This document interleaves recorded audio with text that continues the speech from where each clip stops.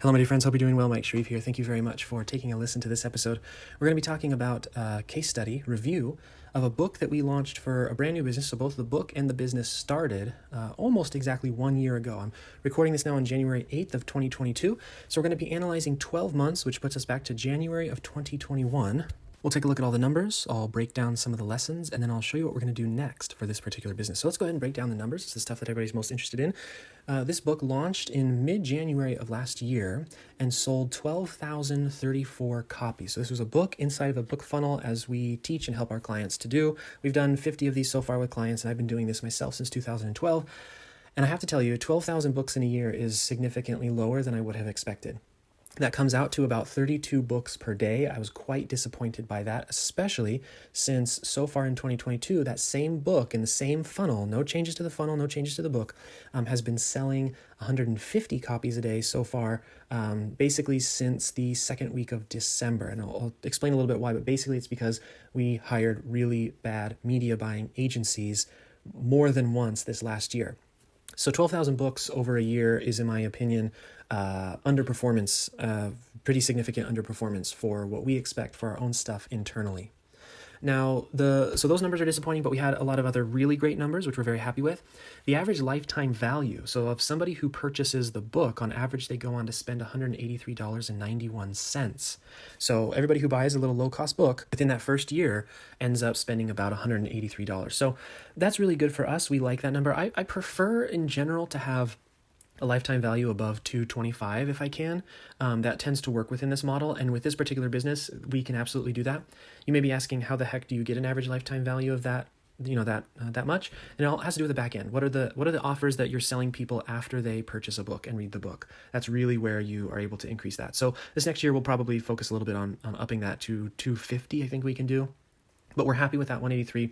That 183 really helped us through the bad media buying times. And we'll talk a little bit about that when we go to the lessons that we learned. Our average cost to acquire a book buyer was about $41. So for every $41 we spent, we made $183.91. That's a return on ad spend of 4.48x. We're happy with that. I prefer to get above 5x if I can when I'm, especially within the first year of business, because you have that first year advantage where people don't know you. There's just a lot of curiosity. Your offer's new. You haven't been, copied by a lot of people, things like that. But 4.48, considering what happened to us with media buying this last year, I'll take that. That means that our total revenue for the first calendar year, first 12 months, was 2.2 million. So 2,213,337. So we'll take that. We like that. We off of a 4.5, basically 4.48, 4.5x ROAS to get a 2 million revenue number out of that. That's fantastic. We love it. For the first year, we love it. It's a brand new business, brand new book, brand new funnel, brand new everything. So we're happy with that. Our goals for 2022 are much bigger, but let's break down first the lessons that I learned. Again, I've been doing this since 2012, so I've been writing and launching books. I've been a professional writer since 2007. The numbers that I just shared with you, your mileage may vary. Not every single funnel does as well. Not every single business does as well. I've been doing this for a very, very long time. But also, even though I've been doing this for a long time, every single time I launch one of these things, I learn something new. And sometimes it's a reminder of something I already learned, but it's a reminder at a deeper level. But oftentimes it's just something new that I hadn't really anticipated before. So I always love sharing these lessons because they were, lessons to me as well. So the first thing, and this is something that I tried to reiterate to my clients over and over again, but this case study really, really proved it. Funnels are not your business. A funnel is not a business. A funnel is just a mechanism to grow a business that exists. You might not even be ready for a funnel if you don't actually have a business. You might not be ready for a funnel if the business that you do have is a business you hate. It's why when we bring people into, say, for example, our implementation programs, where we're helping you write your book, get your book going, things like that, people are always surprised because section 1 of our program is getting your business right first. I don't recommend that you worry about trying to write a book and build a funnel if you don't actually have a business yet. And if you hate the business, and here's an example, let's say that you offer copywriting services and you charge $100 for a sales page and your goal is $1 million a year, your business is currently contradicting your dreams. It is in direct conflict with where you're trying to go. You will not make $1 million selling sales pages for $100. I mean, you might make $1 million in revenue, but just the cost to get someone to buy a sales letter from you, you'll not make a profit. and you'll run yourself into the ground trying to deliver on that, even if you try to hire juniors and get people to write them for $50 a sales page for you. So a lot of people have businesses that are in direct conflict with their goals, and they think that slapping a funnel on it will somehow make it fixed and get it fixed. That's not how it works. You have to fix your business first, then do a funnel. And so, we love taking clients that are writing books and want a book funnel and all that kind of good stuff, but we always make sure that when we're working with them, step one, we call it the validation process. You validate that the offers you're running, the math makes sense, it's in congruence with the goals that you actually have for yourself, etc., before you pour gasoline on the fire, because that's basically what a funnel is. Okay, so that's one part of understanding that funnels are not businesses, but also when you launch a funnel, it accelerates everything. So a lot of people, they say, I want growth and I want it yesterday. And then growth happens. And then they're like, oh shoot, I was not ready for that. Growth includes things like hiring. Growth includes things like setting up different tax structures and finances. Growth includes things like protecting yourself legally that you didn't even think you had to be protected for in the past, and et cetera, et cetera. So there's a lot associated with growth. Writing a book, putting it in a funnel, and launching it to the market, that's just the start. Okay, that's getting a ticket to the show. Then you have to actually show up and do a lot of other stuff in order to get from the funnel what you actually want, right? You want a lifestyle. You want to be able to keep your revenue, or another way to say it is to keep as much of your revenue as possible, so have as high a profit margin as you possibly can, to be able to work with the people you want to work with, et cetera, et cetera.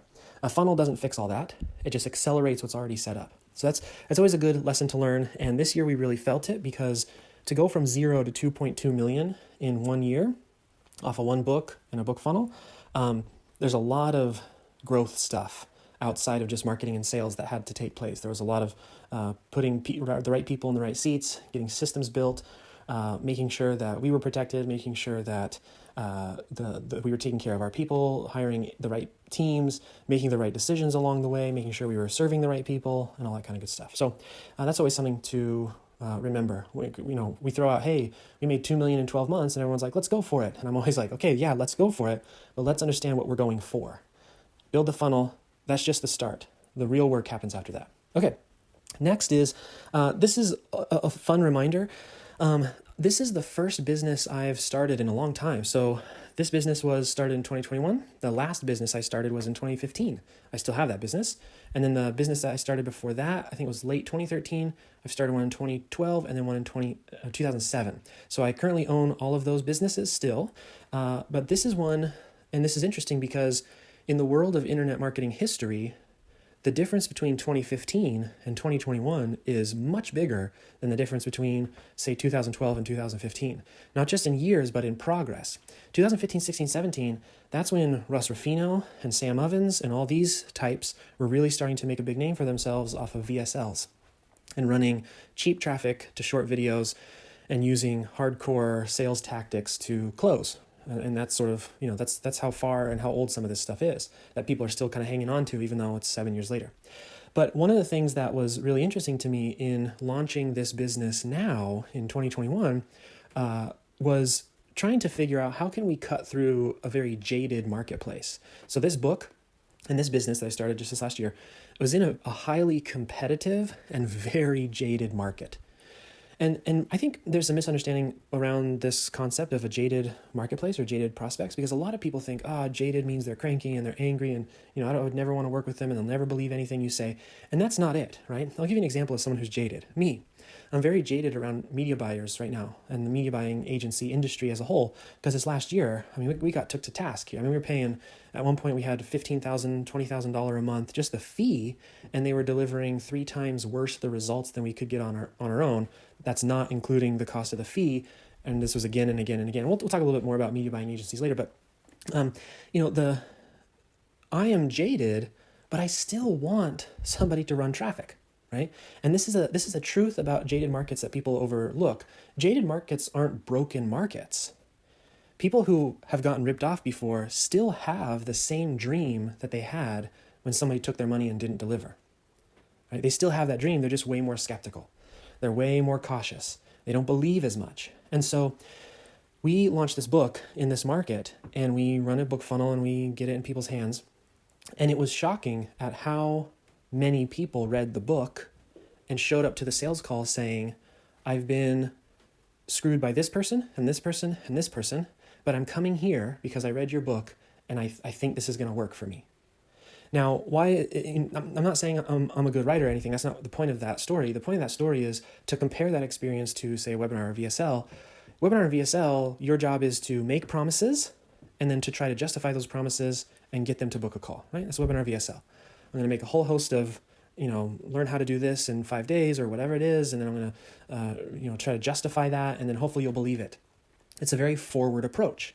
And what's wrong with the jaded market is that not even that they've seen the promises before. I mean, we could go back to Eugene Schwartz's customer awareness spectrum and overexposure spectrum, which is also a great thing from Eugene Schwartz, which a lot of people don't talk about, which we don't have time to talk about here. But basically, people get exposed to the same promise over and over and over again, and they get bored by it. I'm not even talking about that. I'm just talking about the fact that most webinars, most VSLs start the conversation with something that's very easy to deflect, meaning the person who signs up for the webinar, person who's even lead magnets, right? There's a lot of different ways that people are marketing right now where they're coming in hot and heavy. And they're coming in with things that a jaded marketplace says, ugh, not this again. And they just stop listening. They turn off. What a book does, if it's written correctly, what a book does is lowers the defenses of somebody who's jaded. Because the purpose of a book is not first to sell and second to offer value. It's first to offer value and then act as a sales asset. And that seems like such a nitpicky thing when you say it out loud, but in practice, it's a huge difference. In practice, it would be the equivalent of, instead of doing a 90-minute pitch webinar, which is what most webinars or VSLs are these days, offering a 4-hour teaching webinar with a soft call to action at the end. You don't do any selling during the whole 4 hours, right? And how many of you are like, ooh, that makes me comfortable. So-and-so said don't do that, blah, blah, blah. That's why a book is so valuable, because think about the gurus who have books that you enjoyed. While you were reading that book, did you sit there and say to yourself, this is just a big old sales pitch? Probably not if it was well written. If it was like some low on the totem pole mini guru who doesn't really know what they're doing and they write a book where it's all pitch the whole time and you're basically just reading a long sales letter, probably it was obvious to you. And what did you do? You closed up. But say, for example, I'm just going to use Russell Brunson, for example. His expert secrets and .com secrets and traffic secrets, when people open up that book, they are ready to take a lesson. What's happening is Russell Brunson is selling them, but that's the secondary point of the book. And this is about sitting down and writing your book and the strategy you have mentally about what you're going to put into the book. Right? So what's the purpose of the book? Is the purpose of the book to be a sales asset first and then to help people? Or are you trying to create something that's going to help people so much that it becomes a sales asset? It's a big difference. And it matters not for a feel-good, kumbaya reason, but it feels good. Well, it does feel good, but it's important to consider and to strategically make a decision about, because you're probably operating in a fairly jaded market. And you have to figure out a way to get into their mind. Sales is all about belief change, right? If I come to you and I don't believe that I need a bag of apples, what are you trying to do? Are you trying to convince me? Yeah. What are we really talking about here? You're trying to change my belief that I currently have about that bag of apples. Books are great ways to change beliefs. Every major religion has a book. Entire belief systems are built around books. So when you go to write your book, yes, it will be a sales asset, but if you're operating in pretty jaded marketplaces, you have to approach it differently than you do most of your other marketing and sales campaigns and strategies that you put together. If you're constantly trying to cut corners because you're just like, I just want this to sell, it's probably going to bite you in the butt in the end. You'll have a less effective book. So something to consider. Again, look, I help people write books and put them in book funnels and etc. But I also think not everyone's ready to create something like that. Some people are just in a more desperate place and they have to resort to, their motivation is trickery. Like, I want to get somebody to buy a book and then I want to trick them into booking a call with me. That'll bite you in the butt. That's not going to work. If it does work, it'll work for a little while and then it'll stop working. You want a book that people share with their friends for free. If you can, because it was so good, like they just take a copy of the book and they give it to their friends. If you can do that, then you can penetrate saturated, competitive, and jaded markets relatively easily. I mean, I was surprised this last year to see kind of how easy it was to make my way into that market. Okay, number 3 is that good books matter. I suppose I kind of squished those two things together. I mean, it's worth saying again, good books matter. Don't cut corners, make good stuff. In a book funnel, right? A lot of people get confused. They think that the most important thing in a book funnel is the funnel pages, the order bump, the upsell, checkout page. They think it's the pricing of the other offers. They think it's the bonuses. They think it's the ad copy. They think it's the media buying. The most important thing in a book funnel is the book. When you have that good book, then you too can learn lesson number 4. Now, I wrote it down in my notes as client quality equals high, call volume equals low, plan accordingly. What I mean here is, earlier I mentioned Russ Ruffino and Sam Ovens and the whole VSL thing and how that got popularized. Well, one of the subgenres that emerged from those very successful coaches having thousands and thousands of students, right? So Russ Ruffino, Sam Ovens, etc., they popularized this model, this VSL model, run traffic to a video, then fill up sales calendars. Well, there was a new demand created from that, and that was thousands of coaches, business owners, etc., realizing they can't take all these calls. One, because the calls are pretty low quality, and two, they have so many calls, they need to hire other people. They want to work themselves out of doing 8 to 10 calls a day. And so you have this new sort of genre emerge of the high-ticket closer. And now you have a bunch of gurus creating these high-ticket closer programs, and you now have thousands and thousands of people who have bought into the idea of being a high-ticket closer. And that, just like most things in internet marketing, one high-ticket closing program is pretty similar to the other and the other and the other. You have a few core people who are kind of copying each other. And so certain patterns and ideas emerge in this industry of high-ticket closing, things like the one-call close, things like fairly aggressive sales strategies and tactics, in some cases questionable sales strategies and tactics. And if you're a business owner and you are trying to grow a business like we did this just last year, I'm telling you right now, I did not take sales calls. I didn't take one sales call all of 2021. We hired straight away. We'd done it before. We know how to do it. The problem is that selling off the back of a book is different than selling off the back of a VSL, a webinar, or organic, or other methods. One, the prospects are significantly more educated about what you're trying to do and how you're trying to do it. So the call quality volume goes very high. It's I would say 10 to 20x higher than off the back of most other methods, which is wonderful, unless you're using old sales tactics. If you're using the one-call close, you're essentially handling precious diamonds with sandpaper gloves. Or I don't know what chips diamonds, but I think only diamonds can chip diamonds. But the point is that you have this precious prospect who is emotionally invested in you. And they show up to a call and you have a salesperson who is running them through, a very rigid, very aggressive script. And imagine if this was in real life. You have a very, very good friend and they come over to your house and all of a sudden you're trying to put them through this very rigid and aggressive conversation template. You'll find that person changes their opinion of you. If you're following, say, for example, the one-call close, where if somebody doesn't close on the first call, you never talk to them again because you know that this is a volume play and you're just like, well, whatever, tomorrow I've got 8 more calls, I don't care. With the book funnel, you're going to have a much lower call volume. That's just the reality of it. You'll have a much lower call volume than on the back of, say, a VSL. The quality will be significantly higher. We close on average 45% to 50% of our calls, 55% of our calls on offers from $10,000 all the way up to $55,000. And so these are very high quality calls for those of you who know VSL funnel numbers and are familiar with those. But oftentimes we integrate more follow-up, active follow-up in our sales process. One, because calendars are typically less full, so there's time for follow-up. And two, because it allows us to work with these higher quality buyers. Like, I'll give you an example. I never close on a one-call close. And I am, I always say stuff, and I think I probably sound like such an arrogant a-hole, but I'm technically a whale client in the sense that I have no problem giving somebody $20,000 a month to offer something for me. Like, yes, do it. If you can do it, let's do it. But I never call on one close because I don't, that's a crazy way to make a decision. Like a 21-year-old telling me that if I don't close in the next 10 minutes, my family is going to disown me. I'm too old for that. I'm too sophisticated of a buyer. And I don't mean sophisticated in that way. I mean the Eugene Schwartz customer awareness spectrum.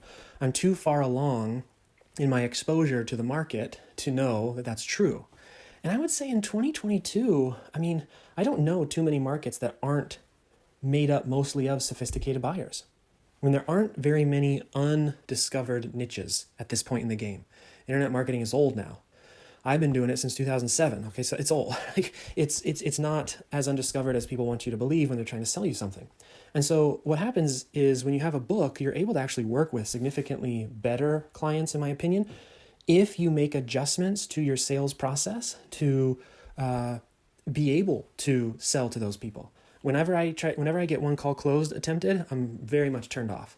I see that as an immature, and I don't mean immature as like, oh, you're so immature, but I see that as, especially if I'm looking for marketing advice or something, trying to buy a marketing program or hook up with a marketing coach or something, sales, entrepreneurship or something like that. If I see that they're running one call closes and they've got a 21-year-old on the call telling me my wife's going to disown me if I don't buy this thing by the end of the day, I just assume that the rest of their business is like that. And then I realize they can't help me because I'm further down the road than they are even. Does that make sense? This is not true just in marketing. This is true in everything. This is true in fitness and relationships and all that kind of stuff. So the point that I'm trying to make in the lesson that I learned here is there's a lot of habits and practices in the world of sales and selling that was developed because of a single business model, which is the VSL model. And if you're hiring or you yourself are used to the VSL model or were taught under the VSL model, you may need to make adjustments if you introduce a book funnel to your business. In fact, I would almost bet all the pennies in my pocket that you need to have make some adjustment to the way that you sell. So just something to consider. Client quality will be high, call volume will be low, plan accordingly. All right, lesson number 5 is that in 2021, traffic was hard for everyone. And I don't think it's going to get easier, so be careful. We hired several media buying agencies this last year because this was not a primary business of mine, and I just needed it to be taken care of. I didn't have core people that we could really utilize in those areas. And it was the biggest mistake of 2021 for me. And we hired 4 different agencies. And let me explain what happened so that you have an understanding of what is going on. Because I don't think, look, I'm a business owner. I've been scammed like everybody else, lost thousands of dollars, etc. That's part of business. This is the game. I mean, this is how the game is played. You win some, you lose some, etc. So I'm far enough into this thing to not hold personal grudges or anything like that. In fact, I think that there are some core issues going on with media buying agencies that I want to share with you, not because I'm trying to revolutionize the industry or anything, but I want you to understand what's going on so that you don't get sucked in unnecessarily. So here's how the media buying agency model has run up to this point. It's mostly Facebook ad agencies, right? That's the bulk majority. The reason is because Facebook is a very easy platform to run traffic on. It is a platform that does most of the hard work for you. Facebook's algorithm is extremely proficient at identifying buyers or, for example, people who opt in. So whatever your primary objective is that you're trying to aim for, Facebook is, in my opinion, the best platform for identifying that and making it happen. Additionally, yes, and that includes even better than YouTube and et cetera, in terms of the algorithm doing the work for you, right? You press a couple buttons, Facebook will make adjustments for you even when you're kind of a knucklehead and you make mistakes.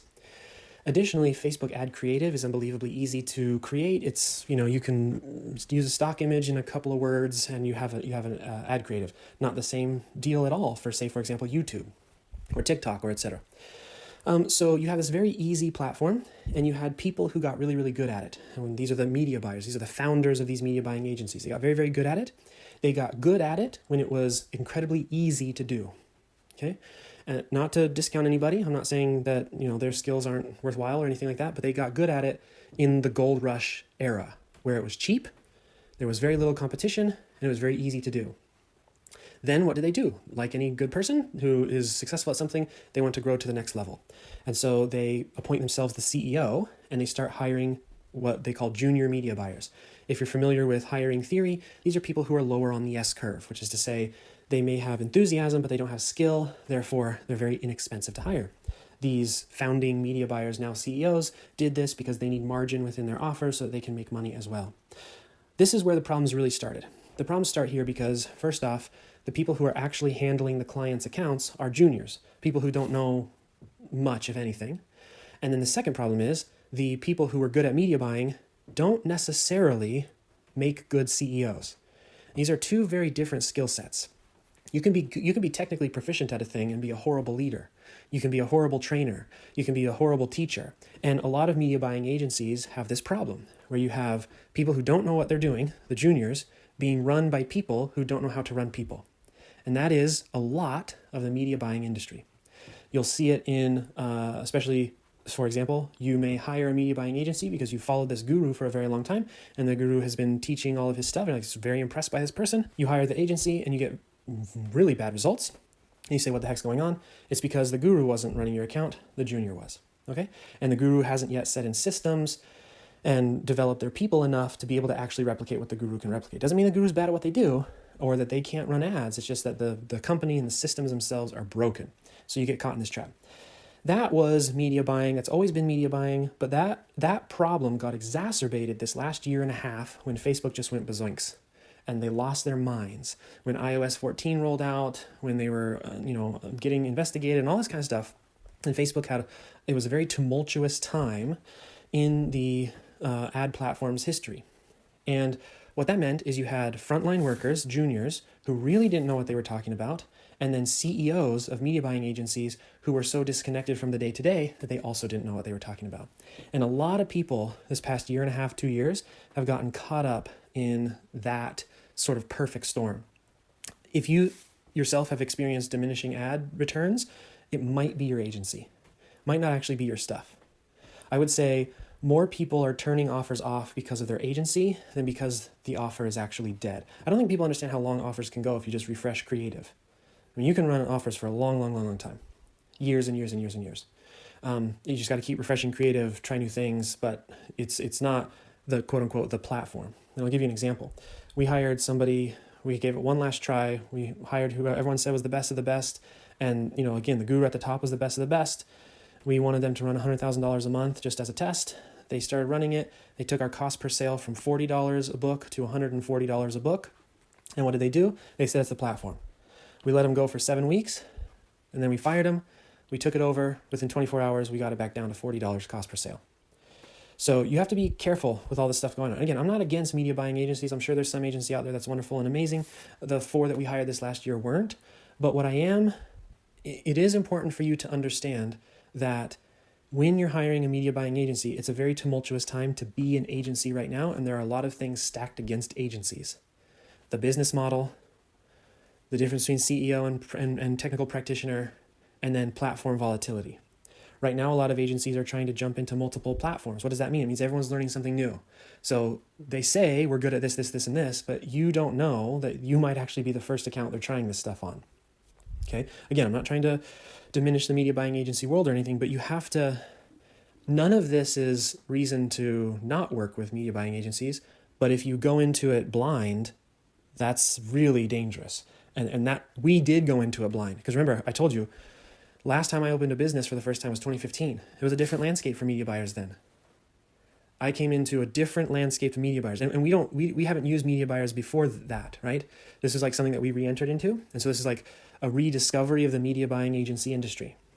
So from what we learned this year, that's what's going on.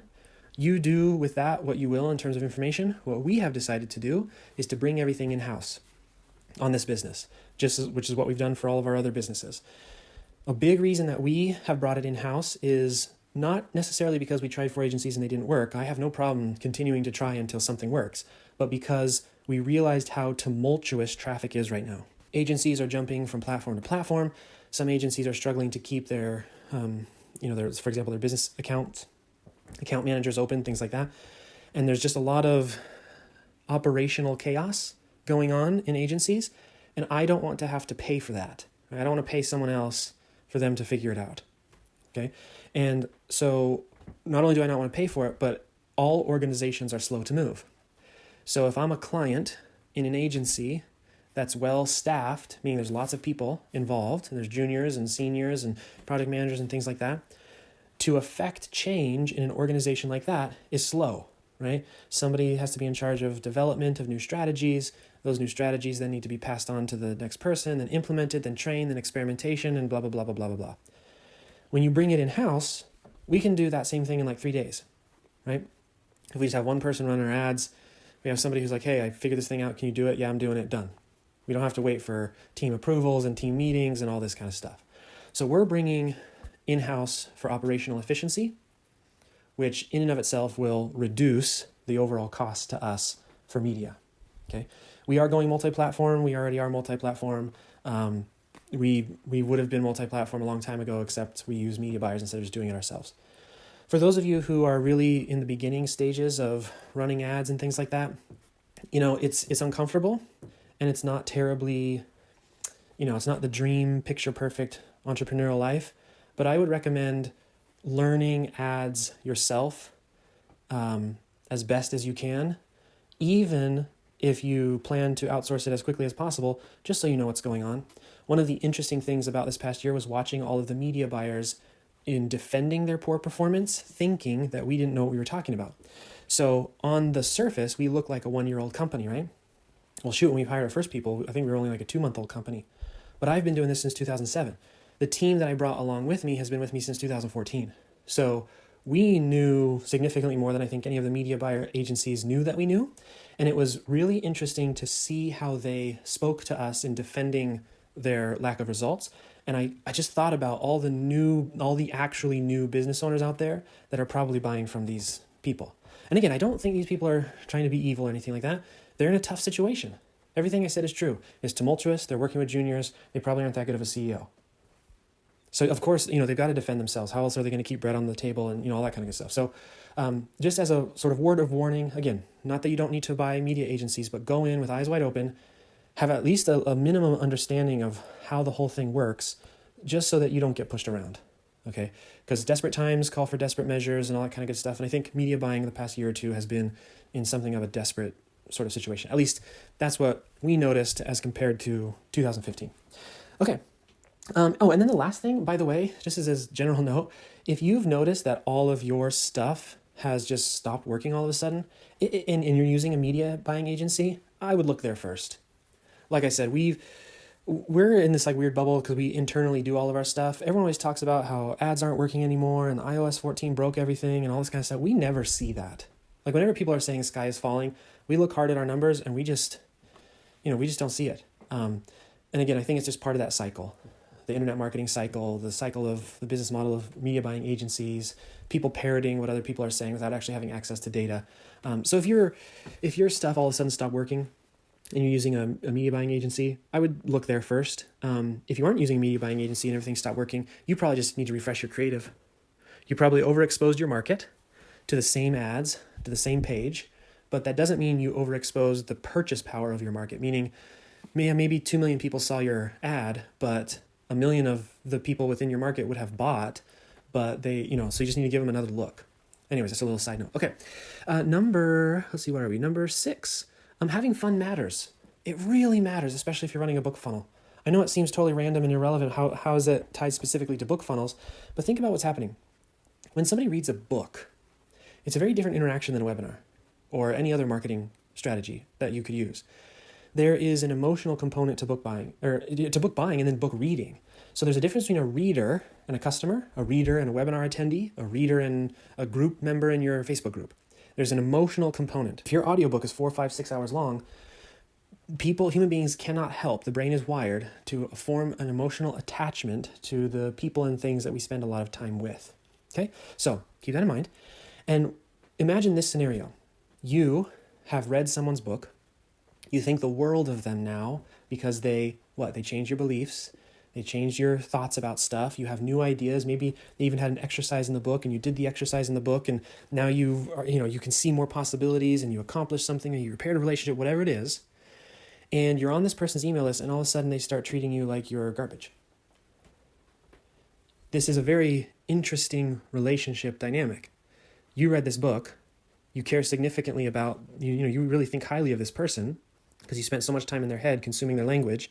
They did something for you, and now it's like you're talking to a machine who doesn't care about you as a person. That is a great strategy for shooting yourself in the knee. That is a great way to ruin your book funnel. Instead, if you're running a book funnel, you have to understand who these people are that you're going to be marketing other offers to or other things to. These are your friends. They have spent a significant amount of time building an emotional relationship with you. You just weren't there for it, so you don't always feel it. But I'm telling you, if you start having fun in your marketing, off the back of a book funnel, what ends up happening is that you end up continuing the relationship that the book built for you, which means that you're progressing and moving forward. You're moving that person through whatever it is that you're trying to move them through. If you all of a sudden become a machine and try to either oversell or be overly aggressive or just be boring and mechanical and just another copycat marketer, then what happens is you move the relationship backwards.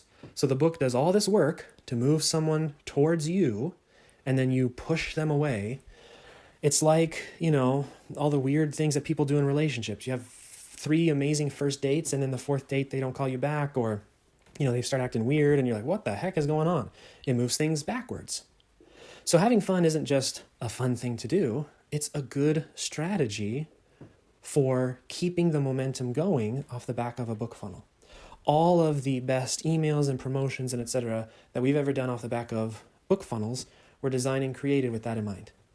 And it doesn't matter if you're running books to incredibly sophisticated and wealthy and, highly educated people that most people think are a little bit stuffy. Right? It doesn't matter if that's who your book audience is to. They're still human beings. And if you know your audience well, you know how that audience likes to have fun.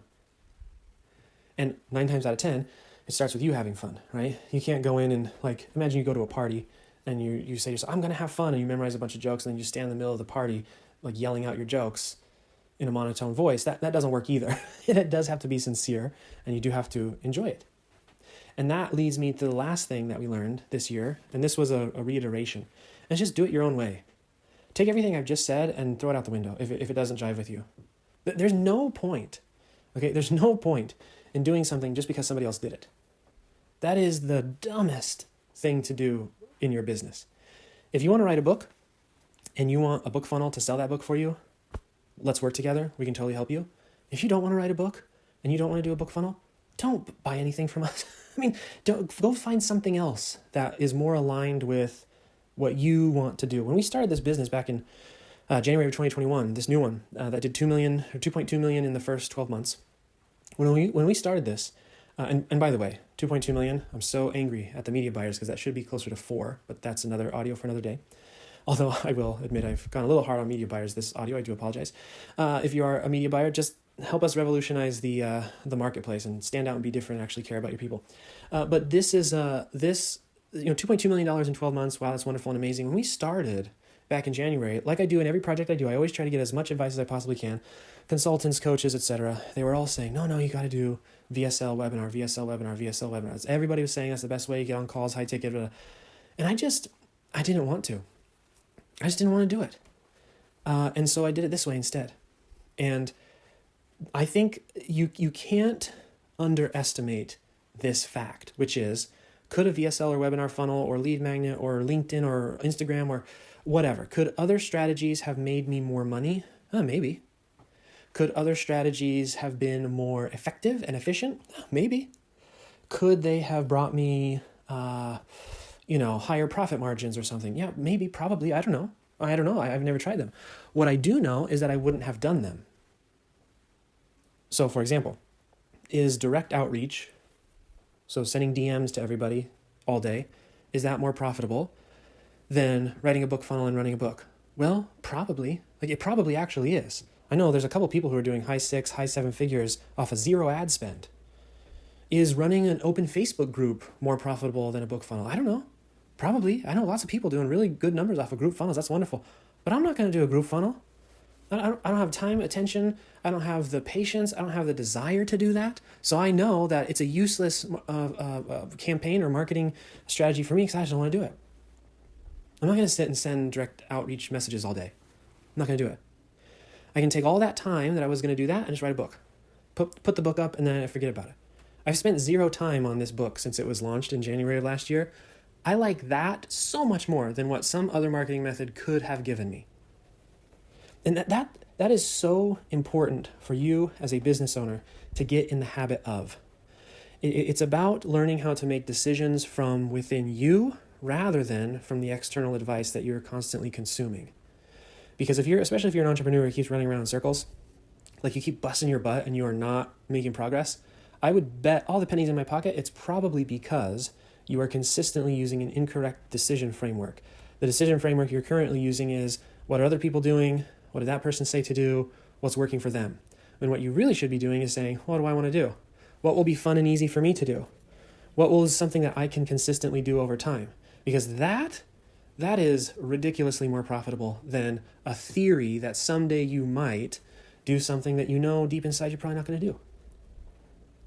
So,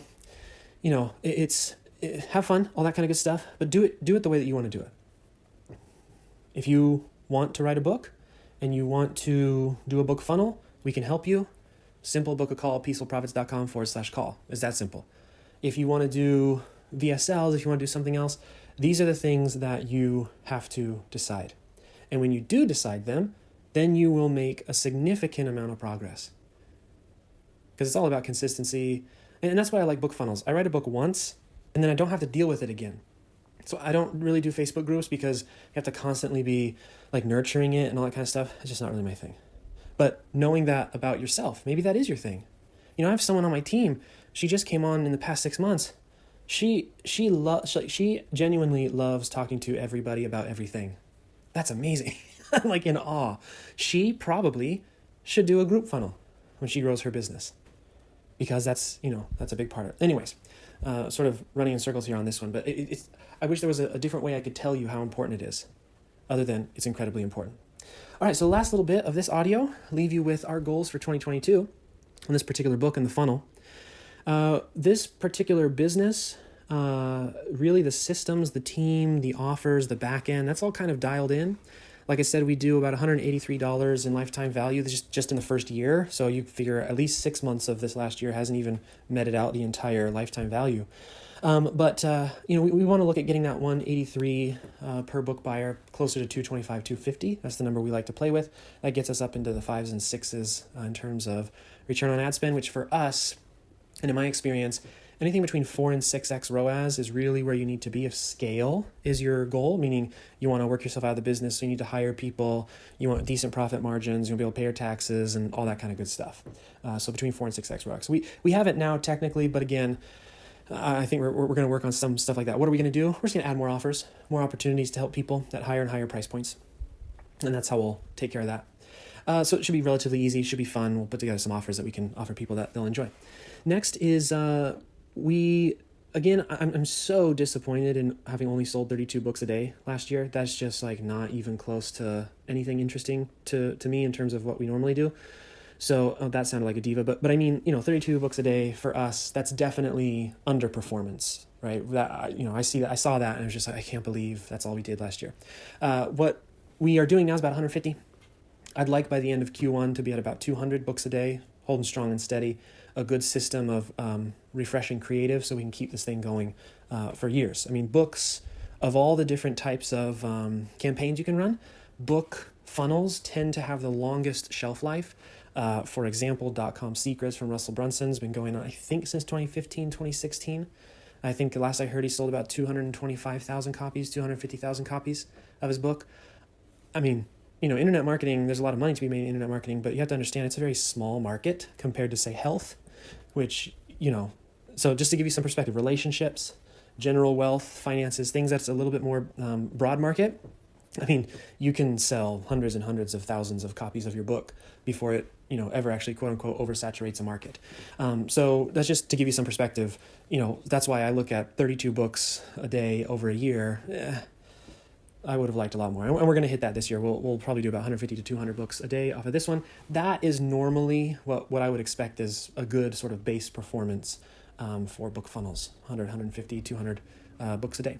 Okay, next we have, I'd like to launch 4 more books for this particular brand this year. It's a very enjoyable brand. This particular business that we've done, it's very, like I said, saturated, very jaded. So what I'd like to do is when I write books, I think about my dream buyer, and then I think about the books that dream buyer would buy, and then I look at each book funnel as kind of a potential entry into this person's life.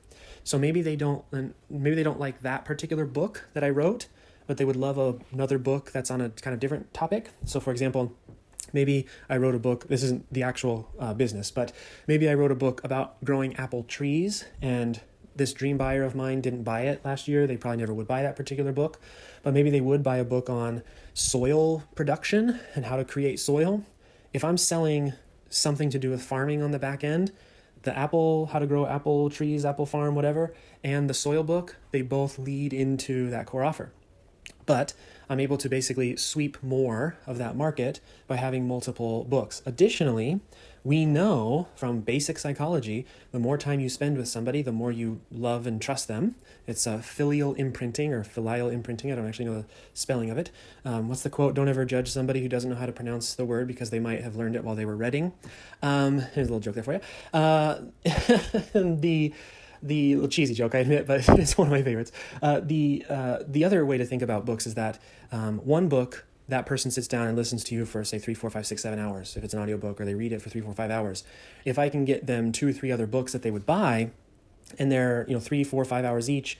Let's say I've got 4 books, 5 hours long each. That's 20 hours they would have spent listening to my ideas and me, doing things like changing their beliefs and showing them new things and things like that, helping them along the way. Every hour they spend increases their likelihood of buying something else from me, right? So it's one of those things where it's in some ways, what you might call a volume play, in the sense that more is in fact more.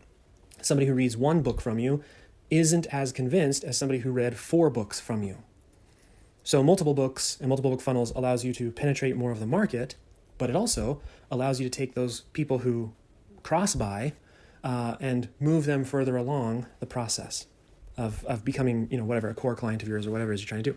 Okay, and the last thing that we have scheduled for 2022 is actually something that's going to happen this February 1st, which is I will be exiting all of my companies.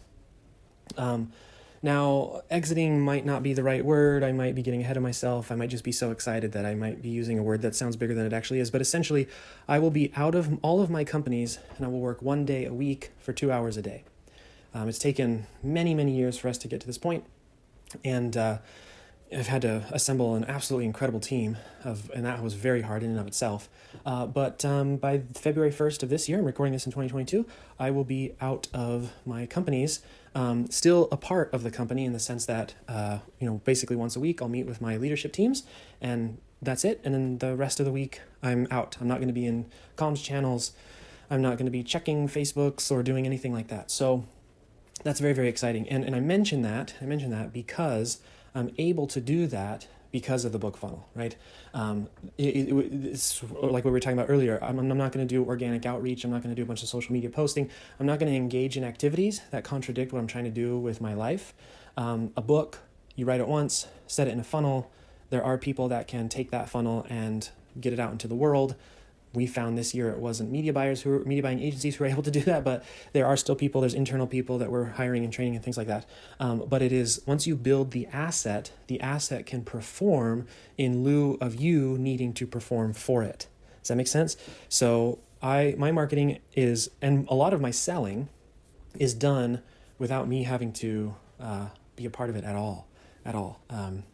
And then, of course, we have a sales team, which kind of wraps up that closure. And then we have fulfillment teams and et cetera, et cetera. Maybe I'll do a podcast a little bit later about how we set that all up. But that's what we're doing in 2022. So in, 2 or 3 weeks, I'll ride off into kind of quasi-retirement. I don't know what I'm going to be doing next. Maybe I'll just make more podcast episodes like this. I don't know. But wanted to share with you at least a glimpse and a picture into the possibilities behind a book funnel. They're wonderful. They're fantastic. Writing a book is a joyful experience for yourself. And if you do it right, it can be an incredible way to grow your business.